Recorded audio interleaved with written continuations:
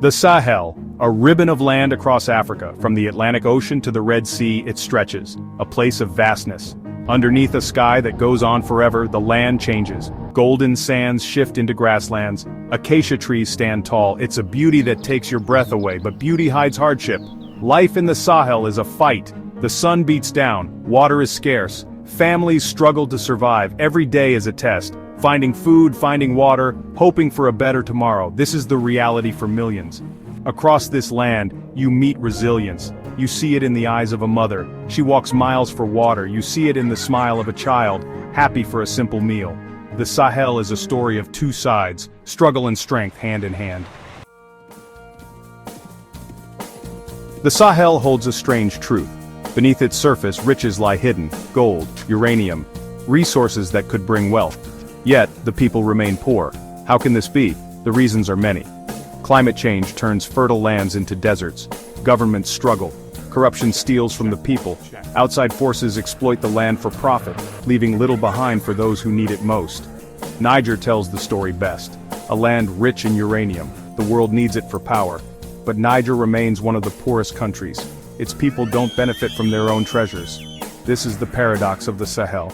Plenty beneath, poverty above. The ground of the Sahel is restless. It's not just the shifting sands, it's the politics, always changing. Coups d'etat are all too common. Governments toppled, power struggles erupt. Burkina Faso, Mali, Niger, all have felt the tremors. Why does this happen? The reasons are complex. People lose faith in their leaders. Corruption thrives. Poverty and inequality fuel anger. Promises are made, promises are broken. The people are left behind. Mali's story is a case in point. 2 coups in 2 years. 2020, then again in 2021. The relationship with France, the old colonial power, strained. The Wagner Group, mercenaries from Russia, filled the void. Instability breeds more instability. It's a vicious cycle. A dark cloud hangs over the Sahel. The cloud of terrorism. Groups like Boko Haram, ISIS, Al-Qaeda, they thrive in the chaos. They exploit poverty, they prey on the weak. They offer a false promise of belonging, a twisted sense of purpose. The 2014 Chibok kidnappings, a chilling reminder of terror's grip. Over 200 schoolgirls taken in the night. The world watched in horror. Some escaped, some were freed, but many remain missing to this day. Their families left with only hope. The Islamic State in the Sahel is Sahel. A new name, an old threat. They grow stronger, their attacks more frequent. They aim to control, to spread fear. Their tactics, brutal. Their victims, innocent civilians caught in the crossfire. Section 5, the floods that broke the camel's back. The Sahel knows hardship. But 2024 brought a new level of despair. The floods. From the skies, the rain fell relentlessly. Rivers overflowed, swallowing entire villages. The Lake Chad Basin, once a lifeline, turned into a sea of destruction. Millions were affected, homes destroyed, crops washed away, hunger and disease spread like wildfire. In northeast Nigeria, 50,000 people displaced. Across West and Central Africa, over 2 million felt the impact. The floods exposed a harsh reality. The Sahel, already on the brink, was pushed to the edge. The disaster highlighted the region's vulnerability.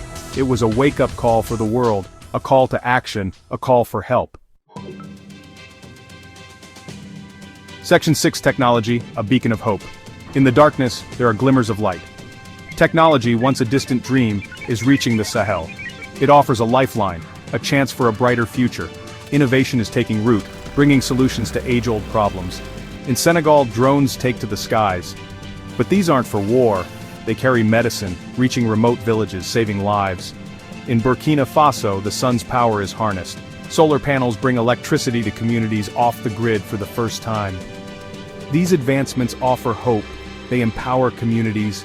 They bridge the gap. Technology is not just about gadgets. It's about opportunity. It's about giving people the tools to build their own future.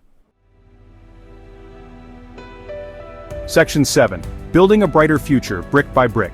Progress is being made step by step. Infrastructure projects are underway. Roads, bridges, ports connecting the Sahel to itself and to the world. The Dakar and Djamena-Djibouti Highway, a lifeline across the region, is under construction. The Nouakchott port expansion promises to boost trade. These projects are more than just concrete and steel. They represent hope. Hope for better trade, for more jobs, for a brighter future.